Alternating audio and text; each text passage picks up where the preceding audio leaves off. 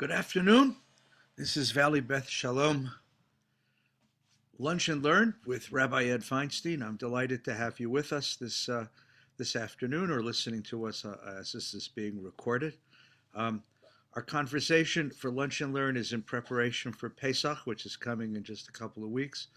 And because many of us are going to be at home, far away from family, far away from those who normally lead the Seder, trying to learn how to do a Seder ourselves, we're going to be looking at the book of Exodus, the story of the Pesach, the story of the Exodus, so that we can do a better job telling the story to our family and friends.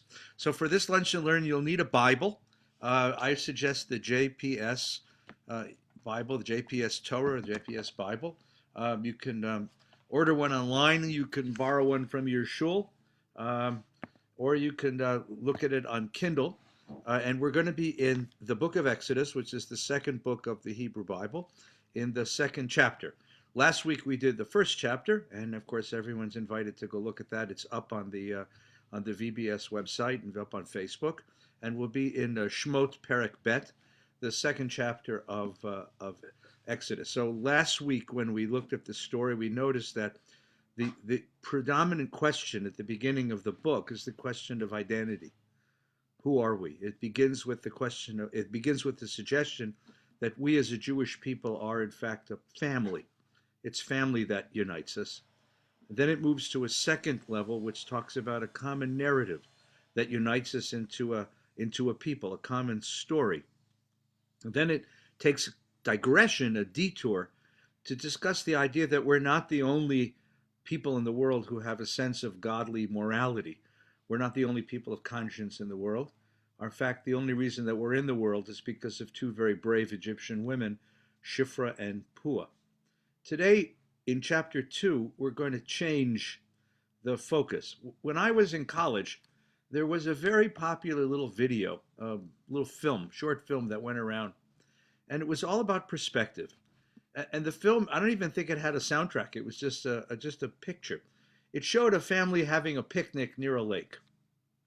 And then in each successive moment of the video, it started by showing a bigger picture. So first you saw the family by the lake, and then it came out and you saw the whole region and the family sitting by the lake from 10 miles up.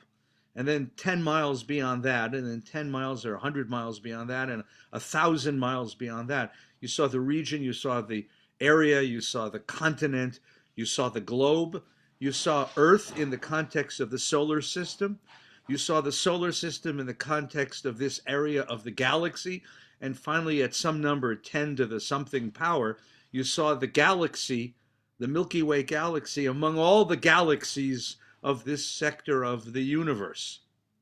And then it came back quickly, down to the planet, down to the continent, down to the region, down to the area, and back to the family having a picnic by the lake. And then it went inward. So it was 10 to the minus 1, 10 to the minus 2, 10 to the minus 3. And you saw, I think they focused in on one aspect, maybe the little girl's ice cream cone, and you saw the structure of the ice cream cone, the cells that made up this organic material, and then in the molecules that made up the cells, and the atoms that made up the molecules, and the subatomic particles that made up the atoms at some 10 to the minus 10 power. And then it came back again to a family having a picnic by the lake. And you realize that perspective can be infinite in either direction, infinitely large or infinitely small, and it changes the whole understanding of what we're looking at. Well, history has a similar phenomenon. So chapter 1 deals with what most of us learn when we learn history. We learn the history of nations, the activities of government, the movements of technology and populations. We learn that level of history. But there is another level of history which is taken up in this section, which is history as it's experienced by individuals, by people. History, after all, is affected by individuals. It is actually the story of individuals. And the question is, how are those individuals shaped? What are the forces, internal and external, which shape an individual? When we move our focus from Pharaoh and Egypt and down to one family and one life, one individual. How is that individual shaped, and how is that individual made into the person who becomes the hero of the story? And that's where we are today. So it moves abruptly from this level of nationhood down to, if we look at chapter 2, Vayelech ish mi beit Levi vayikach et bat Levi. A man of the house of Levi went and he married a Levite woman. Now, what's important about that? What's important is that the context is genocide. Pharaoh has ordered that all the male children are thrown into the Nile. And in such a context, the fact that this woman and this man find each other and begin a life together as a family is a remarkable act of resistance. It is an act of life pushing back against a declaration of death. And it's a chancy, it's a dangerous act. I have many friends who were born in DP camps after the war. After the war, in those DP camps, the birth rate was astronomical, as if to say that people who had seen death, who had stood in the place of death, who had watched their families and their communities, their villages and towns decimated by the Nazis, given the chance to begin life again, that's what they voted for. Given the chance to assert the power of life against death, the power of the future against a dark and horrid past, they chose life. A certain man, Ish mi Beit Levi, a man from Beit Levi, a man from the house of Levi, took a woman from the house of Levi and began a family. This is an act of protest. This is an act of resistance. This is an act of pushing back. And the woman conceived, and she bore a son. Now that becomes dangerous. Now that's the drama of the story, because sons are being thrown into the Nile. And now the English text is, when she saw how beautiful he was, she hid him for 3 months, and when she could hide him no longer, she got a wicker basket for him and caulked it with bitumen and pitch. Now, I read that 1,000 times before it ever struck me as odd. First of all, she saw how beautiful he was, and that's why she hid him. I mean, what mother doesn't think her kid is the most beautiful baby who ever lived? I mean, if he was a miskite, if he'd been an ugly kid, she would have given him over to Pharaoh's police? No, it's got to be something else. And here you have to look in the Hebrew, and I apologize for those who either don't have the Hebrew in front of you or don't read Hebrew. But in order to understand this, sometimes you have to look at the Hebrew, because the Hebrew contains levels of meaning that can't be captured in a translation. And here, Vatere oto ki tov hu. Ki tov. Ki tov doesn't mean what a beautiful Gerber baby box baby this was. Ki tov is a language from Genesis. Vayar Elohim ki tov. Every time God creates, God says ki tov. God sees it is good. Ki tov. This baby has cosmic goodness in him. It's not just a mother who loves a beautiful baby. All mothers love beautiful babies. All mothers love all babies. But ki tov, she sees something extraordinary in him.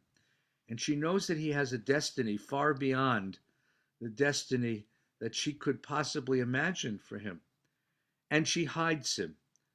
And the word for hiding here, it's a penehu, is a loaded word, because it's going to come up over and over again in the course of our history of the hidden hero, the hero who is who's concealed and whose identity hasn't yet been revealed.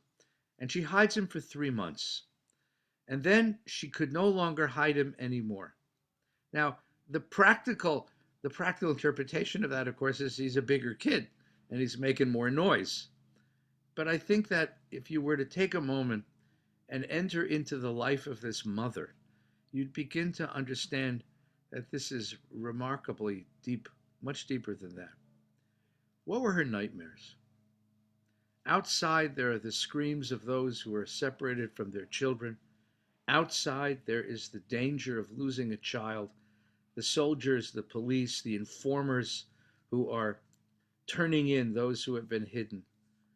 And inside, this mother clutches this baby to her breast. But every night when she falls asleep, she has the nightmare. And the nightmare is they're coming to take my child. The nightmare is they will burst into the room, break down the door, grab the child, take the child from her breast, destroy the child in front of her. And she can't bear that thought. She simply can't bear that possibility. So after some time, 3 months go by, she can't deal with the nightmare anymore. Better to trust the chance, the fates, God, than to wait for the inevitable end to this. So she takes bitumen and pitch and she makes a basket, tevat gomeh. And the only other place in the Bible where the word teva is used is with Noah's Ark. She puts him in Noah's Ark, or an ark like Noah's Ark, and places him into the hands of God. And she prays that somehow the God who loves mothers will protect her child. And she places the child into the Nile, among the reeds of the Nile. And the sister, probably from earlier in their lives or from a previous marriage, the sister goes to see what would happen to the child. Now, there's a level of this which is not immediately clear. This is actually a reiteration of an Egyptian myth of the gods of Egypt, the god Osiris, who was sent down to the Nile and born of the Nile. So in a certain way, the Bible is sort of winking at the Egyptian royal myths, the Egyptian pantheon myths, that Moses is born of the Nile, out of the Nile. And now comes this wonderful moment. And here's what I want you to watch in this chapter. 11 times in this chapter, the verb ro'eh, resh, aleph, hey. The verb ro'eh is used. The verb ro'eh means to see. It'll be translated here as seeing or perceiving, but it's all about what we see and who sees what. The first time we see it is here. The birth mother sees Kitovhu. She sees him. She sees his cosmic destiny. She sees that in him is the creative power of the God who creates all humanity. She sees that in him. And she has to hide him. But after a while, she can't hide him. And now she puts him in the Nile. And of all people, who finds him?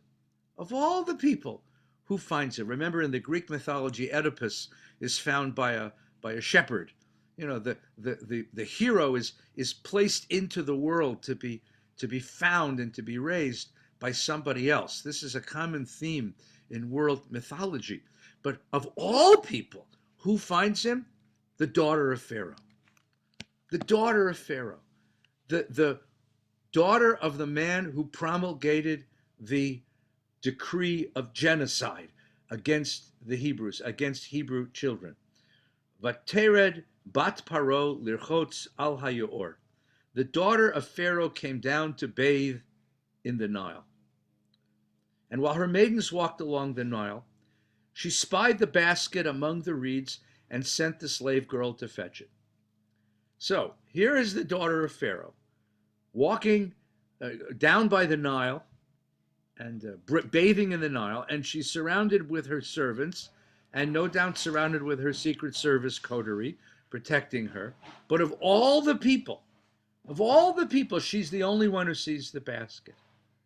So she sends the slave woman to go and fetch the basket. Now, if I handed you a basket with a baby in it, would you need to take the top off the basket to know that there's a baby in it? Of course not. You'd hear a baby screaming. You'd hear a baby crying. But the purpose of this is to tell us something about seeing. This is about training vision. She spied the basket. She sees the basket when nobody else does. And then she has this basket in her hands. And verse 6, she opened it. She saw that it was a child, a boy crying. She took pity on it and said, "This must be a Hebrew child." She saw. What did she see? Well, let's ask a different question. What did her father want her to see? Think for a moment what Pharaoh has accomplished. You have an indigenous minority that has been living within the majority culture for generations and generations. They are completely assimilated into the business, into the academic world, into the art world, into the cultural world, even into government. They are completely assimilated into the realms of the majority culture. And in fact, families have intermarried. I mean, think again about Germany in the 1930s and the great accomplishment of the infamous Joseph Goebbels. Jews had become part of Germany. They were in government and academics and business and in culture in every way. And what did Goebbels have to do in order to destroy the Jews of Germany, in order for Pharaoh to destroy the Jews of Egypt? There's several steps. Step one, you have to identify this people. Haman rather, says to Ahasuerus, there is a certain people in your land whose ways are different than ours. You have to identify them, the Jews. Step two, once you've identified them, you have to castigate them. They are the reason. They are the curse on our land. They're the reason for our failure. They're the reason for our dilemma. They're the reason for our problems. They are a problem to us. Then isolate them, and make them a separate population. Let them wear a star on their cloaks so that they can be identified. Put them in ghettos so that they live among themselves and not among us. You pull them out of the general flow of the culture. And now once you've identified and castigated and isolated them, then using the tool of propaganda, you dehumanize them. You dehumanize them. What did Goebbels say? Jews were a cancer on the body politic. Jews were a vermin in the home of the German people. What did Pharaoh want his people to see? Well, we heard it last week when we heard the response of the midwives who needed an excuse for why they didn't kill the baby boys of the Israelites. They said to Pharaoh, Ki chayot hena, they're beasts. These are not humans. You needn't feel pity. You needn't feel rahmanis. You needn't feel compassion for destroying them. These are not human. These are not human. So when Pharaoh's daughter lifts the lid off that basket and realizes that this is an Israelite child, what is she supposed to see? She's supposed to see enemy. She's supposed to see curse. She's supposed to see disease. She's supposed to see cancer on the body politic. She's supposed to be disgusted by this. She's supposed to toss the baby back into the water. She's not supposed to see baby. She's not supposed to hear his cry. She's not supposed to respond, the Hebrew is tachmol, with chemla, with pity, with love, with care. She's supposed to say anything but that. Anything but that. But Pharaoh's daughter is not Pharaoh. And you'll find this, by the way, in the story, that it's the women of the story who resist the men. The women stand on the side of life and the men stand on the side of death. And here, it's the women of the story who push back. Pharaoh's daughter sees the baby and she sees a child, not an enemy. She sees a baby, not a cancer. She sees a child in need of love. She sees a child who is vulnerable. And her maternal instincts, her loving instincts kick in. Even the daughter of Pharaoh has a heart, has a soul. And she takes this child and she wants to love this child. And just in case, by the way, just in case the reader would think that maybe she doesn't know that he's an Israelite child, a Hebrew child, the narrator puts this into her mouth. But Tomer miyoldeha ivrimzeh. This is a Hebrew kid. She knows. Now, how did she know it was a Hebrew kid? Well, in the movie, remember? In the movie, which is the great midrash on the story, Cecil B. DeMille uses the technique of a blanket. There was a Levite blanket wrapped around the baby. I've never seen a Levite blanket, so I don't know what a Levite blanket looks like, but maybe that's true. Other people would suggest the child is circumcised, which is a practice carried out by the Egyptian priesthood, um, but not by the Egyptian populace. So that could be. Or maybe she just figured this is what it had to be, with babies being destroyed left and right. But Pharaoh's daughter knows exactly who this is, and she feels this. So I want to stop for a moment because this is very important. Vision, vision is something we're taught. We're taught. Seeing is, I mean, physical seeing is a physiological function of light hitting the eye and the optic nerve. But interpreting what I'm seeing and understanding it, being able to identify what I see, is a cultural thing. We see what we are taught to see, and we see how we are taught to see. And we do not see what we are taught not to see. There have been some wonderful examples of this. There's a set of movies that came out in the last few years about the plight of African Americans before the Civil Rights Movement. One of the movies is called The Help. It's a wonderful film. And in the film, it's a story of the African American, the black maids in Southern households, and how they were an integral part of these families, but never fully integrated into the family. And what happens in the opening scene is that the family builds a separate outhouse for the maid because they don't want her using their bathroom. Her humanity is obliterated because she's only the black maid. And in the movie, Jessica Chastain, who's a young woman who comes back from college doing a story about these women, uncovers their pain and the tragedy, and has her own personal tragedy with the woman who raised her.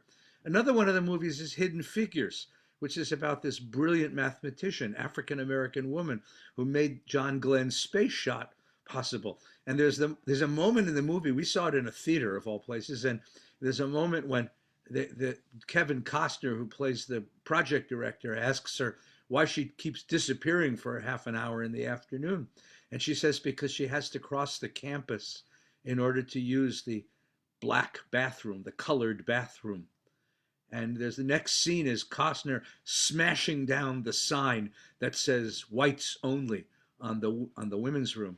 And the people in the theater where we were sitting, the people in the theater began to clap.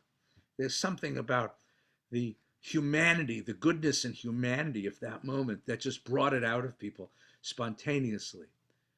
In the southern United States, African Americans were invisible. Just invisible. Rosa Parks was invisible. That's why she was asked to move from her seat on the bus. African Americans were invisible. And suddenly, with the civil rights movement, they become visible. Prophecy is not simply the relaying of a message from heaven through the mouth of a prophet. Prophecy begins in the eyes, when you can see those who have been rendered socially invisible.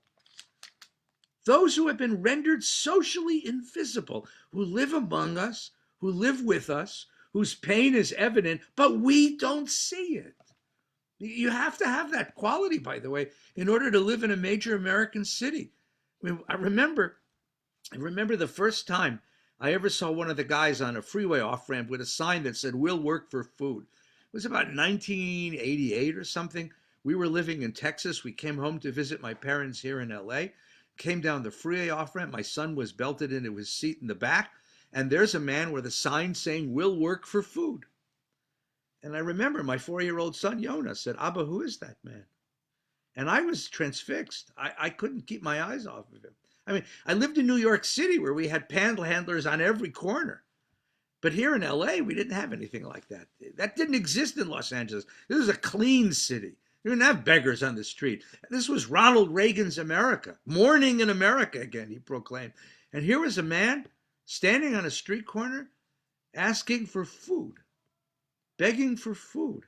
And I couldn't stop. I couldn't help myself. I rolled down the window and I handed him a $10 bill. I wanted my son to see that this is how we respond. Now, here's what happened. You advance a couple of years and every street corner, every freeway off-ramp sprouts dozens of these people. There's whole families now that accost you when you get off a freeway or you turn a corner on a major street. But what's amazing is that our children don't notice them anymore. My kid doesn't see them. I mean, you get off the street and there's a stop sign and there's a trash can and there's a bagger and there's a fire hydrant. It's shopping cart. There's the homeless and the hungry and the bereft among us have become part of the urban landscape, and they're simply not noticed. They have become socially invisible to us. Well, what happens? What happens to us when the plight of a fellow human being becomes socially invisible?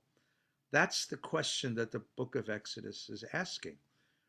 The Seder that we will have in a couple of weeks is all built around the idea that v'chol dor vador, in every generation, chayav adam, everyone must see himself or herself as if we came out of Egypt, which means every one of us understands from deep in our kishkas, deep in ourselves, our souls, what it's like to be rendered socially invisible.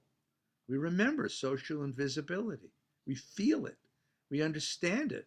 When we see those people on the street, it's not only that I have a social problem that I feel an obligation to solve. It's not only a prudential thing that it would be nice if our city were cleaner and didn't have homeless people on the street. It's not even a public health issue. I see that person and I see myself.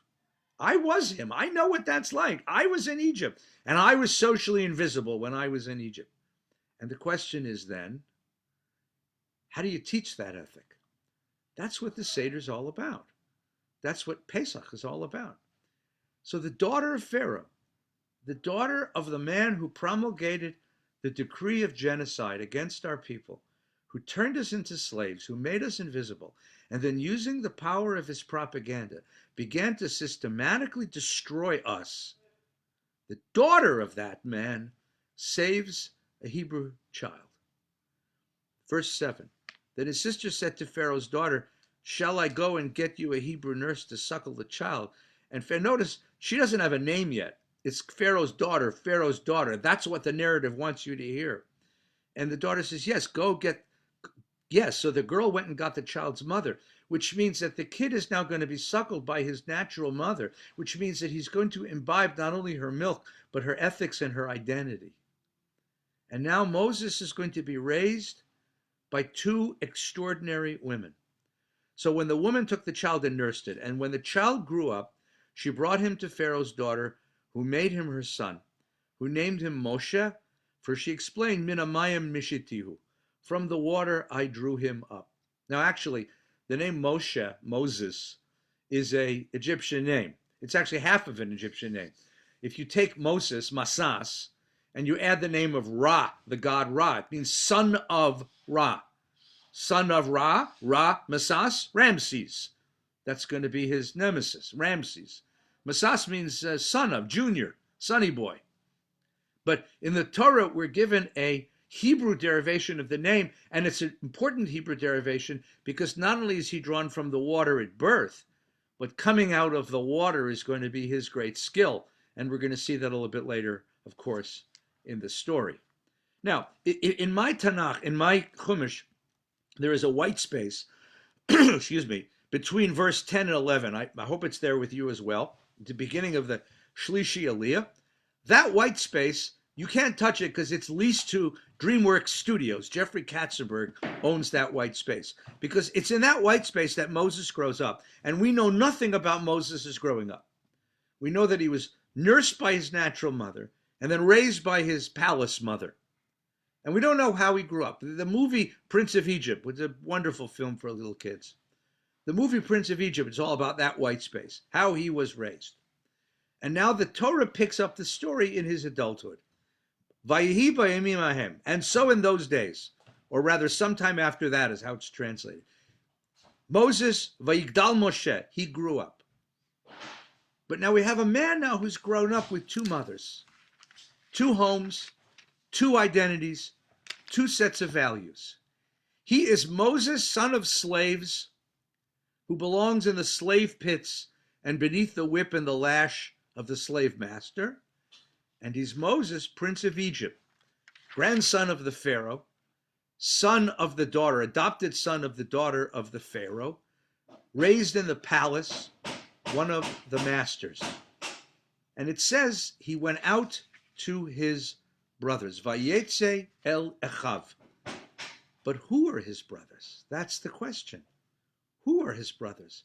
Are his brothers those who are working in the tyranny and toil of the slaves? Or his brothers those who are in the palace? Who are his brothers?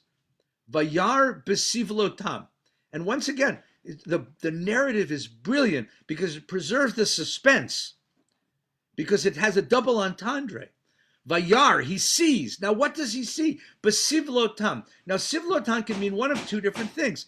Sivlotam could mean their toil, their burden, their suffering, in which case he identifies with the slaves. He's one of the slaves.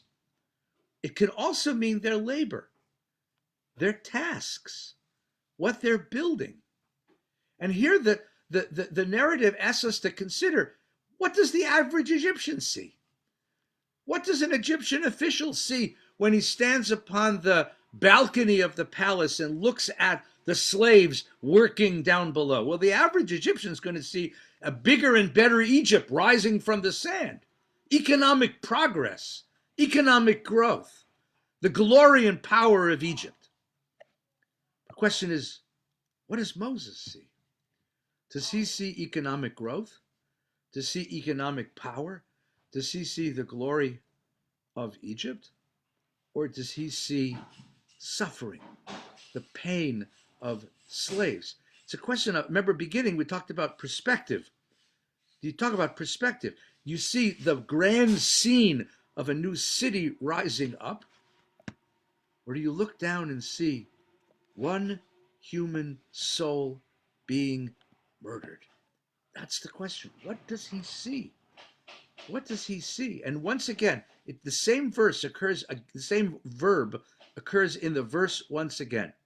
Vayar ish mitzri makeh ish ivri me'achav. Now this is a very loaded phrase, and I want to do it word by word with you. Vayar, and he saw, ish mitzri makeh ish ivri. Translation: an Egyptian man beating on a Hebrew man. And then the last word of the sentence is me'achav, one of his brothers. Ish mitzri makeh ish ivri, an Egyptian man beating on a Hebrew man. In the Bible, every word counts. In the Bible, every word is worth $1 million because some poor soul had to schlep this on his back for 3,500 years.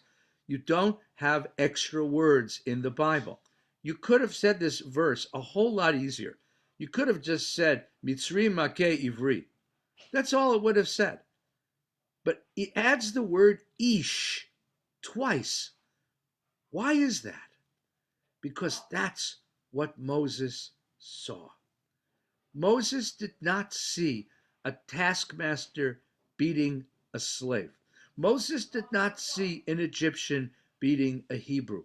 Moses did not see one of the upper class beating a subservient class. Moses sees two human beings engaged in a transaction in which one is beating the life out of the other. What would the average Egyptian see? What is a slave in the mind of the average Egyptian? The average Egyptian walking by would have seen nothing at all. They would have seen nothing at all. The average Egyptian walking by, seeing a slave being beaten by a taskmaster. What was a slave in the mind of Egypt? A slave was not even an animal. I mean, someone beating a dog, you might have rachmanas on the dog. But that's not even what a slave was. A slave is a quantity of labor personified, a quantity of labor embodied. And therefore, what a slave is, in our language, is an appliance. It's an appliance.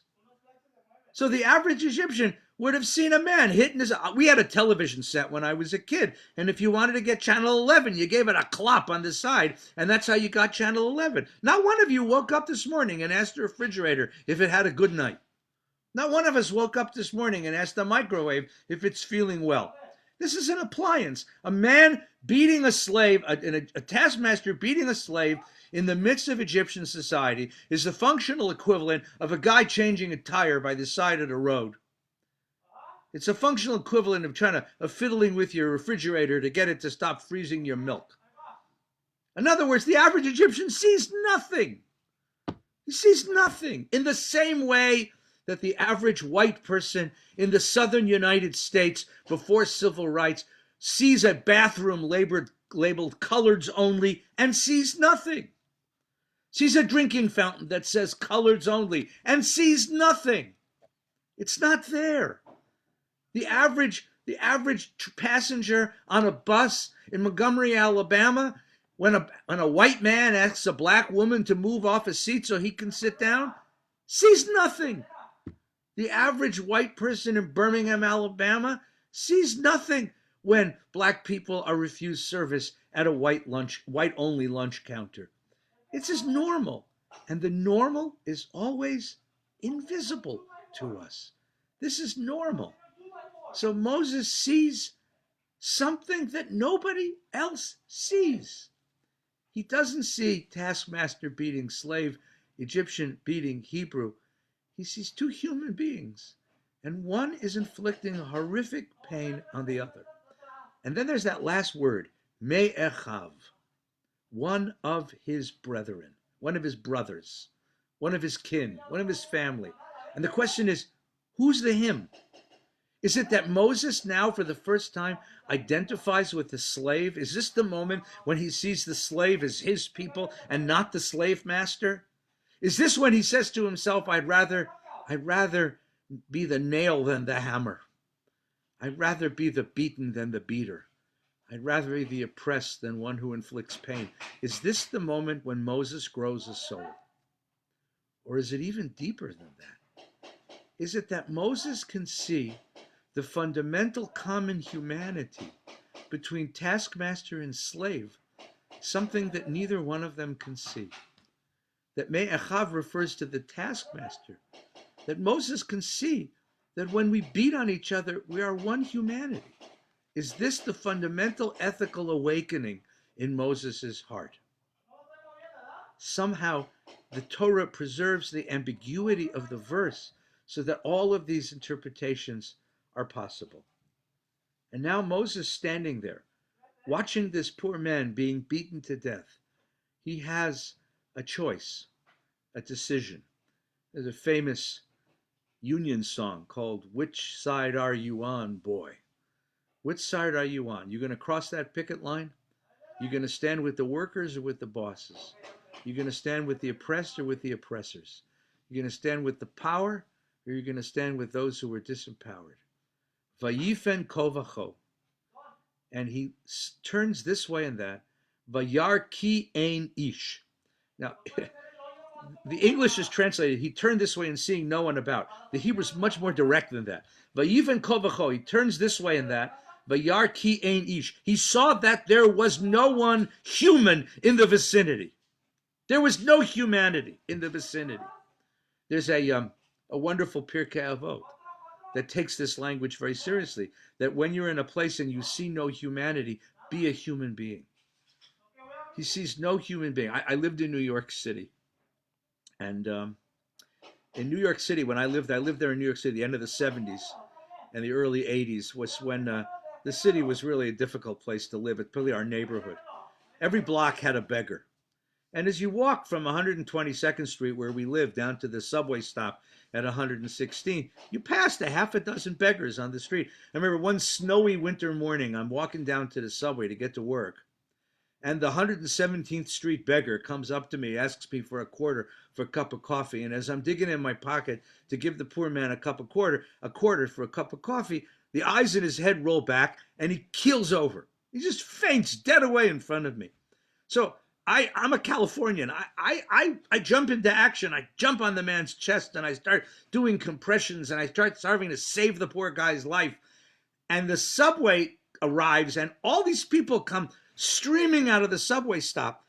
And guess what New Yorkers do when you're trying to save the life of a man passed out on the street? That's right. They step right over you. They walk right past you. Nobody stopped to help this guy except me. A few minutes later, a cop comes, a police car comes, and they see this ridiculous guy trying to save a beggar, and the cop stops me. He says, "What are you doing?" And I said, "Well, the man's dying. I thought maybe it'd be a good idea to try to save his life." He said, "Yeah, okay." The cop is very nonchalant. They call for a wagon, and the ambulance comes, and they pick up the guy. And he survived. The next week, Mr. 117th Street was there, and I gave him his cup of coffee, his quarter for a cup of coffee. Moses walks by and sees a man being beaten to death and wonders, why is no one else acting this? Why does no one else see this? Am I the only one to see this? Am I the only one to respond? Am I the only one this bothers? Am I the only one who has a problem with this? And he has to know, what do I do? What do I do next? What do I do next? And at this moment, he has to make a decision. Now, Moses has a learning disability. All of us have a learning disability. Moses' learning disability is that when he becomes emotional, he loses his words. Remember, he's Prince of Egypt. He could order the guy to stop. He is a prince. He's a man of power. He could order the man to stop. But when Moses gets excited, he loses his words. In nursery school, they teach you use your words, not your fists. But Moses didn't go to a Jewish nursery school. He went to an Egyptian nursery school, and he has this ability. And so it says, he struck down the Egyptian. And then he realized what he did, that in striking down the Egyptian, he has declared himself. This is his coming out. He's now out. He's been outed. And so he hides the guy in the sand. He hides the guy in the sand. And you have to imagine, now the Torah doesn't tell you what he did next. But what was that night like? What was that night like? What's it like going back to the palace, back to the comfort of the palace, having come out as one of the slaves, as a child of slaves? What does that do to you? In the next story, he went out the next day, Vayetze Bayom HaSheni, the second day, V'hinei shnei anashim ivriim nitzim, two Hebrew men are beating on each other. So day one was an Egyptian beating on a Hebrew. Day two is a Hebrew beating on a Hebrew, or they're fighting with one another. And he says to the offender, why do you strike your fellow? Remember, he doesn't have a lot of experience with this people. He doesn't quite know who they are. He doesn't know how they correspond with each other. And he retorted, who made you chief and rule over us? Who died and made you king? Which of course is ironic because he's a prince and these are slaves. But when you jump into a fight between two Jews, this is what's going to happen. Who made you chief and ruler over us? Do you mean to kill me as you killed the Egyptians? And Moses was frightened, and he thought the matter is known. He's been outed now, and now he's in deep trouble. Because when Pharaoh learned of the matter, he sought to kill Moses, but Moses fled from Pharaoh. He arrived in the land of Midian, and he sat down beside a well. Did Pharaoh really find out about this? Did Pharaoh really care that Moses killed a taskmaster, or was this in Moses' mind? Sometimes the Torah will give you a fact of a narrative, which is a completely subjective fact. Pharaoh rules thousands, millions of people. You think he cares that one of his grandsons took out a bad taskmaster? You think Pharaoh is on that level? Or was this entirely of Moses? He couldn't stand living in this culture anymore and seeing the subjugation of his people. He couldn't stand watching that anymore. He had to get away. And in the Bible, when you have to get away, the place you go away is the wilderness. Because in the wilderness, there are no people. And in the wilderness, you can be free. You can start all over again. Now, he ends up in Midian. Midian really isn't a place. The word in the Bible, Midianite, refers to desert nomads. We have a word in English. We call people Bohemians because of their lifestyle. They're not all from Bohemia. Midian is a tribe, and they're desert people, and they're nomads through the desert. And he ends up at a well among the Midians. Now, the priest of Midian had 7 daughters. They came out to draw water. In the In the Bible, when you want to meet a girl, you don't go on J date. You go to the well or the J well, right? And you fill the girls came out because it was girls' work to fill water, and the shepherds came and drove off the women. Moses rose to their defense, and he watered the flocks. And when he returned, their father Reuel said, "How is it you've come back so soon?" And they answered, "An Egyptian rescued us from the shepherds. He drew water for us and watered the flock." And he said, "Where is he? Why did you leave him? Why didn't you bring him in?" Because in the desert there is an ethic of hospitality. It's an ethic that the Bible is going to subscribe to completely. It's the reason why it's one of the reasons why the people of Sodom were condemned, because they didn't have this ethic of hospitality. It's an ethic that Abraham had, and Abraham is the ancestor of these people. Where is he? Why didn't you invite him in? You meet someone in the desert, you don't bring him in. Ask him to break bread. And Moses contented to stay with the man and gave his daughter, that he gave to Zipporah as wife. She bore him a son, and he named the son Gershon. And he said, "I am a stranger in a foreign land." He's far, far away. Moses is now tucked away in Midian, where he's going to try and figure out who he is. The man with two wives, the man with two mothers, rather, with two identities, with two homes, the man who is torn within and isn't sure which side he belongs on. This man needs to figure this out, and he's going to have 40 years in the desert to do it. And then the Torah concludes this chapter by going back to Egypt for us. A long time after that, which is 40 years, the king of Egypt died. That's the Pharaoh who is Moses' adopted grandfather. The Israelites were groaning under bondage, and they cried out, and their cry for help from bondage rose to God. And God heard their moaning and remembered his covenant with Avram, Yitzchak, and Yaakov, and God looked upon the Israelites and took notice of them. Now, what's interesting about that sentence is it's the first time we're told that they cried out. They were enslaved. They didn't cry out. There was genocide being committed, babies thrown into the Nile. They didn't cry out. They lived under the conditions of slavery for so long, they didn't cry out. Why, all of a sudden, do they cry out? Why didn't they cry out? Because slavery became normal to them. What's the problem with slavery? Pretty soon the slave assimilates his or her identity as slave and thinks, well, that's just the way it is. Think about in the American South, how many house slaves were given the wagon and the horse and told to go into town and get supplies, and never made a break for it because they thought of themselves as slaves. They assimilated the identity of slaves. They internalized their position as slaves and couldn't imagine anything different. We internalized our slavery.